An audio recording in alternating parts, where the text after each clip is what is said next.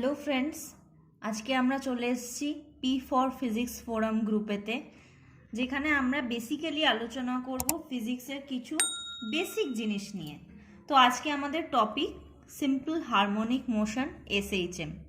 তো টপিক শুরু করার আগে বলি যে তোমরা সবাই জানো যে চ্যানেলটা যদি তোমাদের ভালো লাগে তোমরা সাবস্ক্রাইব করো, আর নোটিফিকেশান পেতে অবশ্যই বেল আইকনটা প্রেস করো।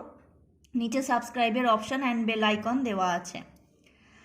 চলো দেখা যাক সিম্পল হারমোনিক মোশন। তো সিম্পল হারমোনিক মোশন কাকে বলে?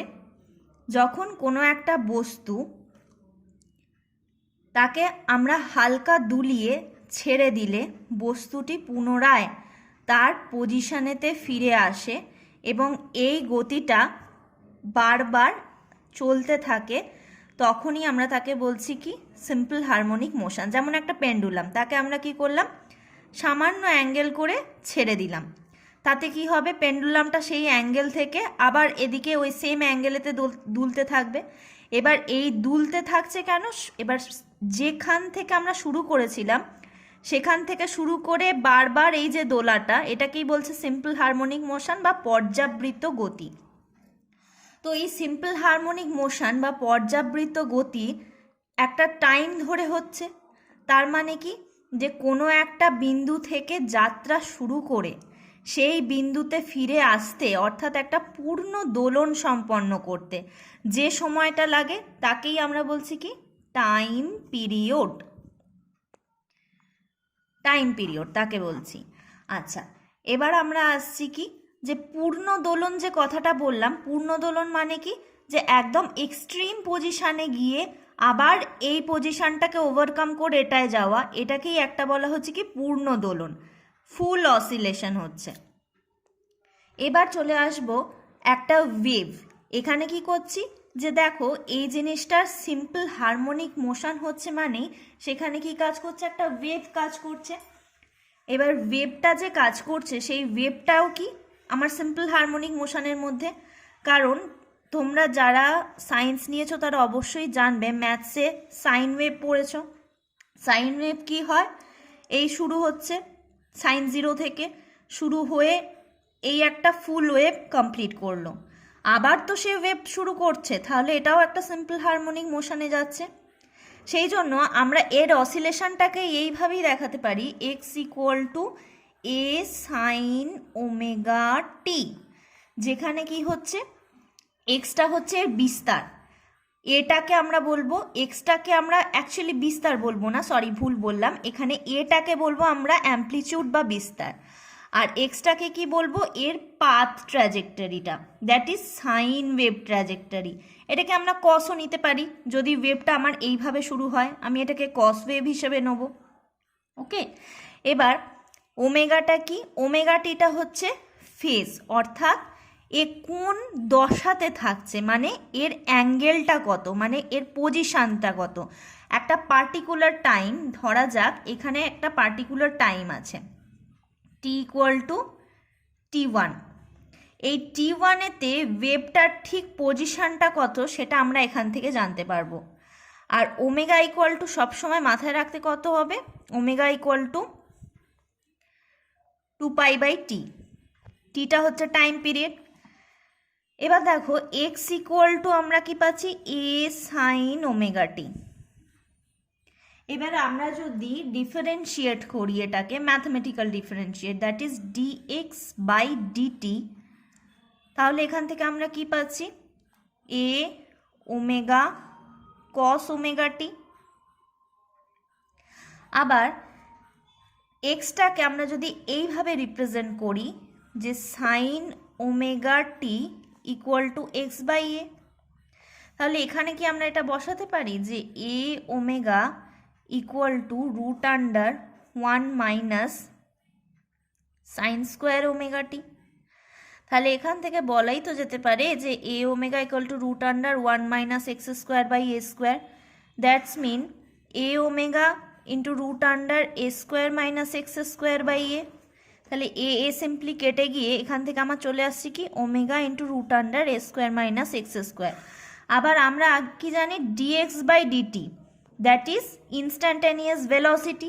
তাহলে instantaneous velocity v equal to এটা আসছে, that is velocity of that wave is equal to this. এবার এটাকে আমরা যদি আবার ফার্দার ডিফারেন্সিয়েট করি, that is d v by d t, তাহলে সেখান থেকে আমরা কি পাবো, অ্যাক্সিলারেশনটা পেয়ে যাব।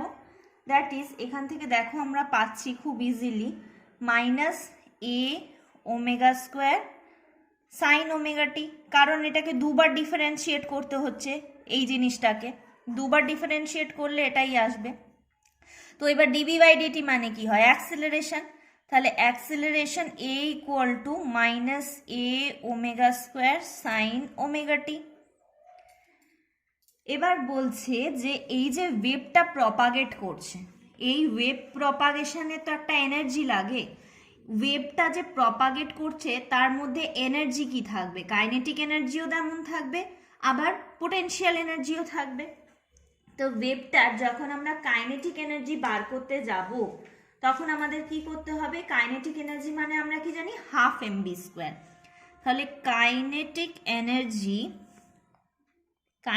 এনার্জি এটা কি করছি আমরা জানি half MV square, simply kinematics থেকে যা জানি বসিয়ে দিলাম।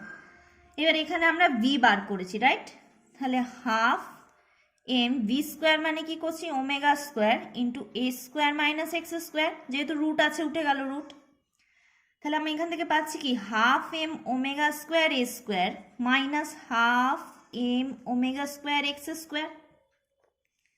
আচ্ছা, এইবার এটার আমরা পাচ্ছি কি কাইনেটিক এনার্জি, তাই তো, ঠিক আছে। এবার আমরা এখানে দেখতে পাচ্ছি যে যখন কি হবে যে এক্স ইকুয়াল টু 0, তার মানে কি যে পজিশনেতে সবেমাত্র পার্টিকেলটা মুভমেন্ট শুরু করেছে, বা তোমরা এখানে সিম্পলি পেন্ডুলামও বলতে পারো, পেন্ডুলামের এই পজিশনটাতে সবেমাত্র পেন্ডুলামটা দোলা শুরু করেছে, তার মানে তার কোনো রকম ডিসপ্লেসমেন্ট হয়নি, that is x equal to 0 ধরে নিচ্ছি। তো এখানে আবার চলে আসি যে এক্স ইকুয়াল টু যদি 0 ধরি তাহলে আমার কাইনেটিক এনার্জি কত হবে, kinetic energy equal to half m omega square a square, এই পার্টটাই আর থাকবে না, এই পার্টটা আর থাকছে না। তো এখানে আমরা এটা পেলাম। এবার চলে আসবো কি যে এক্স ইকুয়াল টু যখন মানে আমার যখন কি হচ্ছে ওয়েভটা এক্সট্রিম পজিশনে, দ্যাট ইজ এই পজিশনে, তোমরা পেন্ডুলাম ধরো, পেন্ডুলাম এক্সট্রিম পজিশনেতে পৌঁছচ্ছে, তার মানে কি এ হচ্ছে এর ম্যাক্সিমাম পজিশন বা ম্যাক্সিমাম অ্যাম্প্লিটিউড, তাই তো। এবার তাহলে কাইনেটিক এনার্জির ক্ষেত্রে আমরা জানলাম half m omega square a square minus half m omega square x square. এবার নাও ওই যদি যখন পেন্ডুলামটা এক্সট্রিম পজিশনে পৌঁছাচ্ছে, এক্স ইকুয়াল টু এ হচ্ছে, তখন কি দেখতে পাবো, kinetic energy equal to half m omega square x square minus half m omega square x square. তার মানে কি এক্স মানে এখানে এ বসিয়ে দিলাম, that should be equal to 0। তার মানে এটাই আমরা সিদ্ধান্তে আসতে পারলাম যে কাইনেটিক এনার্জি ম্যাক্সিমাম কোথায় হচ্ছে, এক্স ইকুয়াল টু 0-তে, ঠিক আছে। তবেই তো আমরা half m omega square a square পেয়েছিলাম। এবার ওই কাইনেটিক এনার্জিটাকে লস করতে করতে ও তবে গিয়ে এক্সট্রিম পজিশনেতে পৌঁছাচ্ছে, এই এক্সট্রিম পজিশনেতে পৌঁছানোর দরুনই ওখানেও কাইনেটিক এনার্জিটাকে 0 করে দিচ্ছে অ্যান্ড পোটেনশিয়াল এনার্জিটাকে ম্যাক্সিমাম গেন করবে, যেটা আমরা পরে দেখাবো। Kinetic energy mean equal to কোথায় হচ্ছে, এক্স ইকুয়াল টু এতে। এবার চলে আসি পোটেনশিয়াল এনার্জি। পোটেনশিয়াল এনার্জিতে কি বলা হলো যে এই পজিশন মানে যখন ও জাস্ট শুরু করছে তখন এখানে কি হচ্ছে, পোটেনশিয়াল এনার্জি 0, কারণ ওকে তো এগোতে হবে, কখন একটা বস্তু এগোয় যখন কাইনেটিক এনার্জি থাকে। আবার এক্সট্রিম পজিশনেতে যখন যাচ্ছে তখন আমি বললাম কি পোটেনশিয়াল এনার্জি হাই আর কাইনেটিক এনার্জি 0, কারণ ওখানেও থেমে যাবে, তারপর তো আবার যাত্রা শুরু করবে। তো আমরা এখানে যদি দেখি যে potential energy that should be equal two কি হচ্ছে, এই পজিশনে 0 প্লাস এই পজিশনে কত হচ্ছে half m omega square x square, half m omega square x. এখানে কেন নিচ্ছি এক্স? কারণ আমরা জানি পোটেনশিয়াল এনার্জি ইকুয়াল টু হচ্ছে mgh, সেই ফর্মুলাতে ফেলেই এখানে নেওয়া হচ্ছে। আচ্ছা, এবার চলে আসবো আমরা total energy. Total energy equal to kinetic energy plus potential energy. এবার কাইনেটিক এনার্জি আমরা কত বার করেছি? Half m omega square a square minus x square, plus potential energy কত বেরিয়েছে? Half m omega square x square. হলো, তাহলে এটাকে সিম্পলি ভেঙে দাও। Half m omega square a square minus half m omega square x square plus half m omega square x square. দেখো কেটে যাচ্ছে, তাহলে half m omega square a square হচ্ছে। তাহলে আমরা কি পাচ্ছি? যে total kinetic energy at x equal two জিরোতে যা হচ্ছে, টোটাল এনার্জিটা কিন্তু ঠিক তাই আসছে। দেখো এটার সাথে এইটা মিলিয়ে একদম এক আসছে। তো এইগুলি হচ্ছে বেসিক জিনিস। এবার আমরা একটা ওয়েভ যখন এক্সপ্লেন করতে যাচ্ছি, এটা সাইন ওয়েভ, তো টাফ আর ক্রেস্ট আসছে, that is highest point and এখানে লোয়েস্ট পয়েন্ট। তো এখানে হচ্ছে কত সাইন, আমি যদি এটাকে π/2 দ্যাট ইজ 90 বলি, সাইন 90 এর ভ্যালু কত দিচ্ছে? 1। আবার এখানে আমরা যদি বলি সেটা কত হচ্ছে? পাই, তার ভ্যালু কত দিচ্ছে? -1।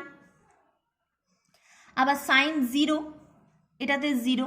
তাহলে টাফ আর ক্রেস্ট কোনটা? যখন একটা ওয়েভ তার হাইয়েস্ট পিকেতে পৌঁছাচ্ছে সেটাকে আমরা বলছি টাফ, আর সেই ওয়েভটারই হাফ ওয়েভ, মানে এটা একটা হাফ এটা একটা হাফ, তো এর যে লোয়ার হাফের এই যে পজিশন, এটাকে বলা হচ্ছে crest. This is tough, this is crest. মানে একটা ফুল ওয়েভ তৈরি হবে একটা টাফ আর একটা ক্রেস্ট নিয়ে। আর তোমাদের যেটা বলার সেটা হচ্ছে সিম্পল পেন্ডুলামের দোলনকাল। এই সূত্রটা জাস্ট মাথায় রেখো, টি ইকুয়াল টু 2π ইন্টু √L/g। এখানে অনেকগুলো ভ্যারিয়েশন হবে। দেখো এখানে পেন্ডুলামের এল মানে কি হচ্ছে? লেন্থটা বলবো, ঠিক আছে, দ্যাট ইজ এল। আর জি মানে হচ্ছে কি এর ওপর যা গ্র্যাভিটেশন কাজ করছে সেটা। তো এই পেন্ডুলামটার একটা পূর্ণ দোলন সম্পন্ন করতে যে সময় লাগে সেটাই হচ্ছে টাইম পিরিয়ড। এইবার বলা হলো তোমাকে কোনো একটা পেন্ডুলামের লেন্থটাকে ইনক্রিজ করে দেওয়া হলো, তার টাইম পিরিয়ড কি হবে? তো দেখতেই পাচ্ছ যে টি প্রপোর্শনাল টু √L। তাহলে এল যদি বাড়াই অবভিয়াসলি কি হবে? টিও ইনক্রিজ করবে। আবার বলা হলো যে জিটাকে ইনক্রিজ করে দেওয়া হচ্ছে, তখন কি হবে? T proportional to 1/√g। That's mean t এখানে কি করবে? জি বাড়ছে, তার মানে কি ভগ্নাংশটা বেড়ে যাচ্ছে অনেক, সেই জন্য টি এখানে ডিক্রিজ করবে। আর এখান থেকে কিছু ফর্মুলা বেসিসে ম্যাথস প্রবলেম সলভ করতে দেয়, তো সেইগুলো তোমরা দেখে নিও বইয়েতে, সবার কাছেই কিছু না কিছু বই আছে। আর তাছাড়া এখানে আমাদের সেরকম আর কিছু নেই বলার। আরেকটা জিনিস, স্প্রিংটার দেখো তোমরা শুধু পেন্ডুলাম নিয়ে ভেবে যাচ্ছ সিম্পল হারমোনিক মোশনে। আরে বাবা, স্প্রিং যদি একটা হয়, তুমি একটা স্প্রিংকে এখান থেকে প্রেস করছো এদিকে দিয়ে ছেড়ে দিলে, তার মানে কি একবার এদিকে যাবে একবার এদিকে আসবে, এও তো সিম্পল হারমোনিক মোশন চালু রাখছে। তাহলে এখানে আমরা স্প্রিংয়ের ক্ষেত্রে কি বলবো? Time period t equal to 2π। এখানে √L/gটা আমরা বলবো না, তার জায়গায় কি বলবো? √M/k। এখানে কোয়েশ্চেন আসবে তোমাদের কেটা কি? কেটা হচ্ছে স্প্রিং কনস্ট্যান্ট। এবার বলবে কোত্থেকে এলো? দেখো যে কোনো আমরা সিম্পল হারমোনিক মোশন, যে কোনো মোশনকে সিম্পল হারমোনিক যে কোনো মোশনকে F ইকুয়াল টু -kx দিয়ে ডিনোট করতে পারি। কোত্থেকে আসছে F ইকুয়াল টু -kx? আরে বাবা, তুমি যখন একে ফোর্স দিচ্ছ, এফটা তো এদিকে দিচ্ছ, তো অবভিয়াসলি ও এদিকে কি করে আসবে? ও একটা প্রত্যানায়ক বল প্রয়োগ করবে, যার জন্যই তো আবার ফিরে আসছে। সেইটাকেই আমরা কি বলছি, যে কোন দিকে ফিরে আসছে, তুমি যেদিকে বল প্রয়োগ করছো ঠিক তার অপোজিট সাইডে। সেই জন্য বলছি আমি যে বল প্রয়োগ করছি এফ, তার অপোজিট সাইডে ও ফিরে আসছে, that is F proportional to minus x. এবার এটাকে ওঠাতে গেলে আমাদের একটা কনস্ট্যান্ট দিতে হয়, F equal to minus K x, এই কেটাই হচ্ছে স্প্রিং কনস্ট্যান্ট। তো সেটাই এখানে বসেছে, এই সূত্রটা জাস্ট মাথায় রেখো, এখান থেকে কোয়েশ্চেন আসে।